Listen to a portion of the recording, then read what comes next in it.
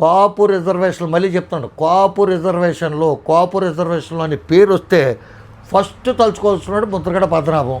కాదని ఎవడైనా అంటాడా? కామెంట్లో పెట్టండి. కాదండి ముద్రగడ పద్మనాభానికి సెకండ్ ప్లేస్ ఇచ్చాం, ఫస్ట్ ప్లేస్ పలానోడికి ఇచ్చామని చెప్పండి. కాపు రిజర్వేషన్ పోరాటం అంటేనే పద్మనాభం అంటేనే కాపు రిజర్వేషన్ పోరాటం. తర్వాత ఆయన పద్మనాభ రెడ్డి అయిపోయాడో, పద్మనాభ చౌదరి అయిపోయాడో, లేకపోతే ఏమైపోయాడో అన్నీ పక్కన పెట్టండి. కాపులకి ఆయన చేసినంత సర్వీస్ ఎవడో చేయలేదు.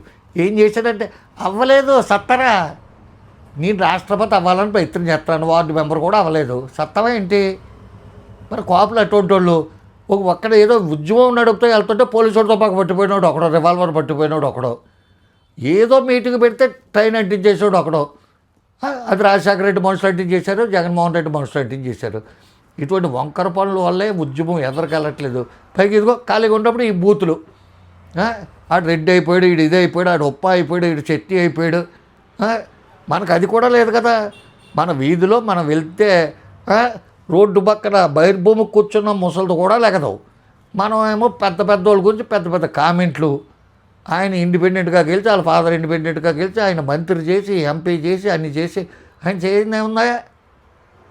మనం టిక్కెట్లు కొనుక్కుని అవి చేసి ఇవి చేసి ఏదో ఒక పార్టీ అండ, నాయకుడు అండ, కమ్యూనిటీ అండ, కులప అండ అన్నీ ఉంటేనే కదా దిక్కుమొక్కు లేదు. ఇండిపెండెంట్గా గెలిచిన వ్యక్తి గురించి కామెంట్ చేసేటప్పుడు కూడా కొంచెం ఒళ్ళు దగ్గర పెట్టుకుని కామెంట్ చేయాలి.